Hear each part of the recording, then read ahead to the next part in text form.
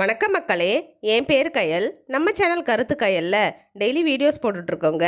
Videos இதை பற்றி பார்த்தீங்கன்னா, மிடில் கிளாஸ் லைஃப்பில் இருக்கிற ஹவுஸ் ஒய்ஃப் என்ன பண்ணி ஏர்ன் பண்ணலாம், பிள்ளைங்களை எப்படிலாம் படிக்க வைக்கலாம் அப்படின்றத பற்றி தாங்க பேசிகிட்ருக்கோம். நம்ம சேனலில் முழுக்க முழுக்க எஜுகேஷன் பற்றி தாங்க நிறைய பேசிகிட்ருக்கோங்க. எஜுகேஷனுக்காக தொடங்கணும் இந்த சேனலே.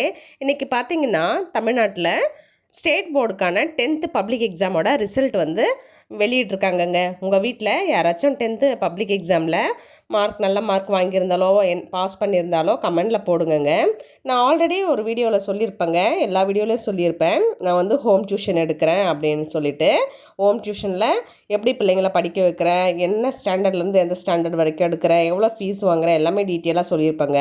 இப்போ பார்த்தீங்கன்னா, என்னோடய ஹோம் டியூஷனில் 10th படிக்கிற பிள்ளைங்க ஒரு 9 பசங்க இருக்காங்கங்க.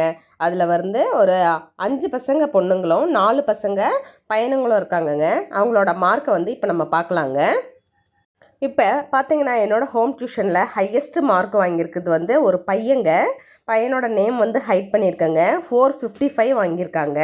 தமிழில் பார்த்தீங்கன்னா 97ங்க, இங்கிலீஷில் 94, மேக்ஸில் 80, சயின்ஸில் 95, சோஷியலில் 89ங்க. ஒரு நல்ல மார்க் இல்லைங்க. கண்டிப்பாக அவங்க பேரண்ட்ஸ்க்கு ரொம்ப சந்தோஷமாக இருந்திருக்கோங்க இந்த மார்க் வாங்கினதுக்கு. இந்த பிள்ளைக்கு ஒரு வாழ்த்துக்களை சொல்லிவிட்டு நம்ம அடுத்தடுத்த பிள்ளைங்களோட மார்க்ஸை பார்க்கலாங்க. டியூஷனை பொறுத்த வரைக்கும் எல்லா பிள்ளைங்களும் டாப்பர்ஸ்ன்னு சொல்ல முடியாதுங்க, லேயர்ஸும் இருக்காங்கங்க. இப்போ பார்த்தீங்கன்னா, இந்த பிள்ளை வந்து கேர்ளுங்க, 289 வாங்கியிருக்கா.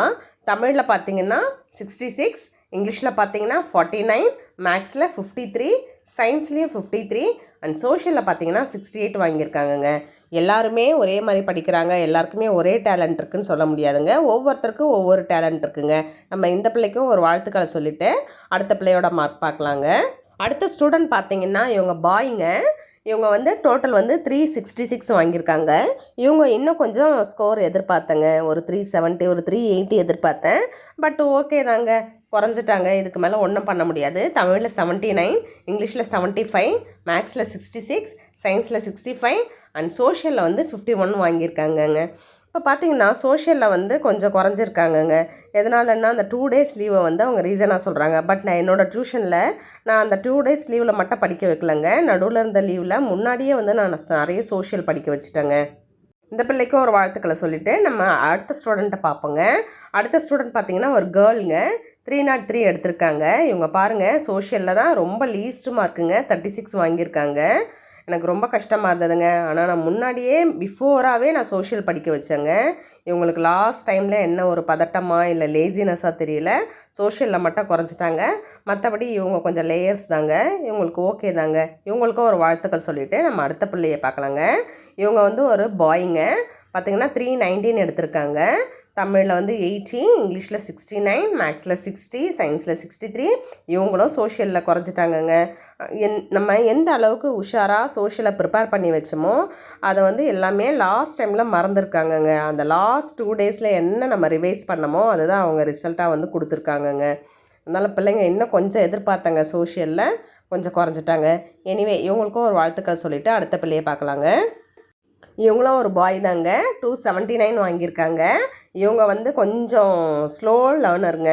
இவங்களுக்கு மெட்டீரியல் எல்லாமே கவர்மெண்ட் வந்து கொஞ்சம் சிம்பிளாக தாங்க கொடுத்துருந்தாங்க. ஓகேங்க, இவங்க பாஸ் பண்ணதே பெரிய விஷயம்னு சொல்லிவிட்டு அவங்க பேரண்ட்ஸ் வந்து எனக்கு வந்து விஷ் பண்ணியிருந்தாங்கங்க. இவங்க தமிழில் 64, இங்கிலீஷில் 59, மேக்ஸில் 50, சயின்ஸில் 54, சோஷியலில் 52ங்க. ஓகேங்க, இந்த பாப்பாவுக்கும் வாழ்த்துக்கள் சொல்லிவிட்டு அடுத்த பிள்ளையை பார்க்கலாங்க. இவங்க பார்த்திங்கன்னா 350 வாங்கியிருக்காங்கங்க. மேக்ஸில் பாருங்கள் 89, ஒரு மார்க் வாங்கியிருந்தா 90, அவங்க ரொம்ப சந்தோஷப்பட்டிருப்பாங்க.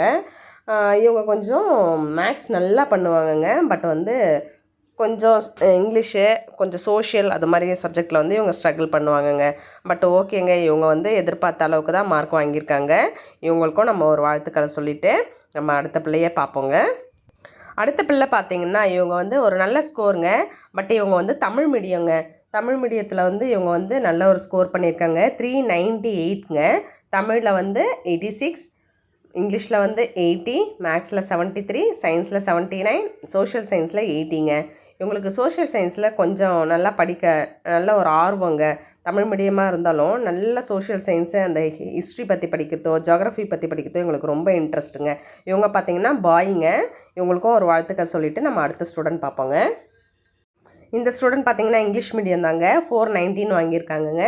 தமிழில் வந்து 89, இங்கிலீஷில் 91, மேக்ஸில் 81, சயின்ஸில் 81, சோஷியல் சயின்ஸில் 77ங்க. இவங்களே ஒரு 450 அபோவ் எதிர்பார்த்தாங்க. இவங்க கொஞ்சம் நல்லா படிக்கிற பொண்ணு தான். கொஞ்சம் எதிர்பார்த்தாங்க, ஆனால் கொஞ்சம் ஏமாற்றம் ஆகிடுச்சுங்க. 450 அபோவ் வந்திருந்தால் இன்னும் சந்தோஷப்பட்டுருப்பாங்க. எனிவேஸ்ங்க, வந்தது தாங்க மார்க்கு. இனிமேல் நம்மளால் எதையும் மாற்ற முடியாது. எல்லா குழந்தைங்களுக்கும் ஒரு வாழ்த்துக்கள் சொல்லிவிட்டு நம்ம சேனலோட முக்கிய குறிக்கோளுக்கு வருவோங்க. June 1 middle class education foundation ஒரு ட்ரஸ்ட் ஆரம்பிக்க போகிறோங்க.